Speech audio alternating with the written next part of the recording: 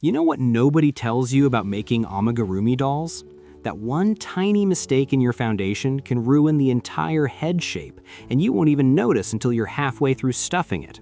Yeah, I learned that the hard way, and today I'm going to show you exactly how to avoid that disaster while we create the most adorable little crochet doll you've ever seen. So, amigurumi has completely taken over the crochet world, and honestly, I get it. There's something incredibly satisfying about taking a ball of yarn and turning it into this cute little character with personality.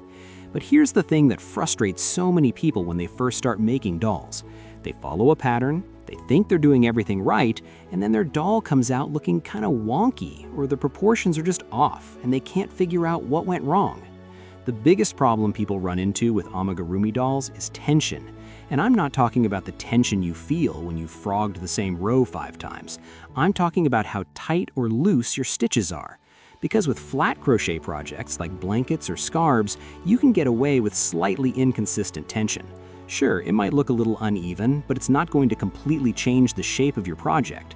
With amigurumi though, that inconsistent tension will make your doll's head lopsided, create gaps where the stuffing shows through, or make one arm significantly thicker than the other. And trust me, you'll notice.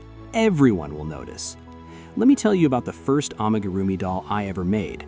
I was so excited. I had picked out this adorable pattern, I had the perfect yarn colors picked out, and I dove right in. I crocheted the head, and I thought it looked pretty good. Then I made the body, and I was feeling confident. But when I attached the head to the body, something was very wrong. The head was tilting to one side, like my little doll had a serious neck problem. I couldn't figure out what I did wrong. I had followed the pattern exactly, or so I thought. Turns out I had been crocheting way too loosely on some rounds and way too tight on others.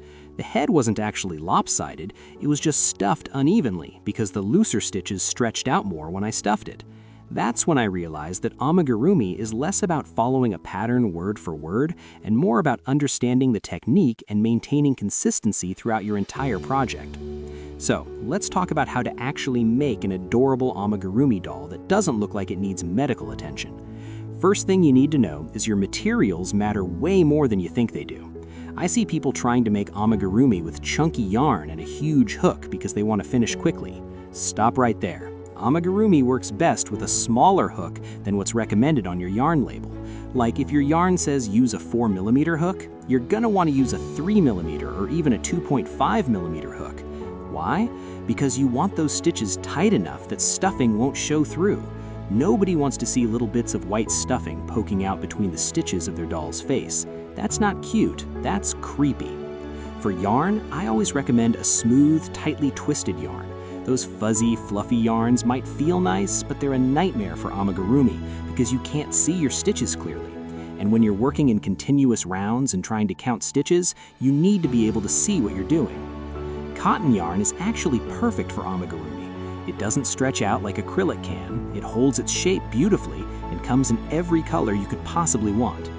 Now let's get into the actual construction of a basic amigurumi doll. We're going to start with the magic ring, and if you don't know how to do a magic ring, you need to learn it right now because it's going to change your amigurumi game completely. That magic ring gives you a tight, closed center with no hole in the middle. Some patterns tell you to chain 2 and work into the first chain, but that always leaves a little gap, and when you're making a doll's head, that gap is going to be right on top of the head, looking weird. Magic ring all the way.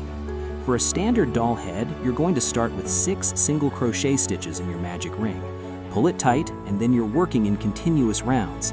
This means you don't join and chain at the end of each round. You just keep spiraling up and around. This is where stitch markers become your best friend. Mark the first stitch of every round so you know where you are. I cannot stress this enough. I know it seems like extra work, but losing track of where your round starts is how you end up with weird lumps and bumps in places where there shouldn't be any. You're going to increase evenly in each round to create that round ball shape for the head. Round 2, you'll increase in every stitch to get 12 stitches. Round 3, you'll work 1 single crochet and then 1 increase, repeating around for 18 stitches. You keep following that pattern, adding 1 more single crochet between increases in each round until your circle is the size you want for the head. For a doll that's about 8 to 10 inches tall, you usually want to increase until you have around 48 to 54 stitches. Here's where people mess up. They increase too quickly because they want a bigger head, and then the head becomes flat and wide instead of nicely rounded. Or they don't increase enough and the head stays small and tight. You want gradual, even increases. Think of it like building a dome, not a plate. Once you reach the widest part of the head, you work several rounds with no increases or decreases. This creates the sides of the head. For our doll, we'll work about 8 to 10 rounds straight. This is where maintaining that consistent tension is crucial. Every stitch should feel the same. If you notice your hand getting tired and your stitches getting looser, take a break, seriously. Walk away, shake out your hands, come back. Your doll will thank you. After those straight rounds, it's time to start decreasing to close up the bottom of the head. You'll follow the same pattern as the increases, but in reverse. If your last increase round was single crochet in 4 stitches, then increase, your first decrease round will be single crochet in 4 stitches, then decrease. You keep decreasing evenly until you have about 6 stitches left. And here's the important part. Stuff the head before you close it completely. Don't wait until you have a tiny hole left because you won't be able to stuff it properly. For stuffing, use polyester fiber fill and stuff it firmly but not overly tight. You want the head to feel solid and hold its shape, but you don't want it so stuffed that the stitches are stretching and distorting. Add small amounts at a time and use something like the end of your crochet hook or a chopstick to push the stuffing into all the corners evenly. No lumps. We're going for smooth and round here. The body of the doll is made similarly to the head. You'll start with a magic ring, increase to create the round shape, work straight rounds for the length of the body, then decrease at the bottom. Some patterns have you make the body smaller at the neck area and wider at the hips for a more realistic shape. That's done by working decrease rounds near the top and then increase rounds in the middle. It sounds complicated, but once you understand the basic principle of increase to widen, straight rounds to maintain, and decrease to narrow, you can shape amigurumi into pretty much anything. Arms and legs follow the same concept, but on a smaller scale. The cool thing about making dolls is you can customize the proportions to create different styles. Want a chibi-style doll with a huge head and tiny body? Make the head bigger and the body smaller. Want a more realistic doll? Make the body proportional to the head. This is where amigurumi gets really creative and fun. Now let's talk about assembly, because this is where your doll really comes to life or falls apart. When you're attaching the head to the body, you want to make sure both pieces are firmly stuffed and the opening edges are aligned evenly. I like to pin the pieces together first to see how they look before I commit to sewing. Use the same yarn you made the doll with and a yarn needle and whip stitch around the entire opening. Go around twice for extra security. This doll is going to be handled, maybe even played with, and you don't want the head popping off. For the arms and legs, you have options. You can sew them securely in a fixed position, or you can use thread jointing to make them movable. Thread jointing is where you use a long piece of strong thread, run it through one arm, through the body, and through the other arm, and then pull it tight and secure it. This creates arms that can rotate. Same thing works for legs. It's a bit more advanced, but totally worth learning if you want to make posable dolls. The face is where your doll gets its personality. Safety eyes are the most popular choice, and they come in so many sizes and colors. The trick with safety eyes is placing them before you close up and stuff the head. Once that backing is on, those eyes are permanent. I always place the eyes on the head while it's still open, play around with the positioning, mark where they'll go with a pin, and then push them through and secure them. Eyes are usually placed about halfway down the head and spaced about 6 to 8 stitches apart, depending on the size of your doll. You can embroider the face details with embroidery floss or yarn. A simple smile or closed happy eyes can be incredibly cute and way less scary than trying to embroider a realistic face.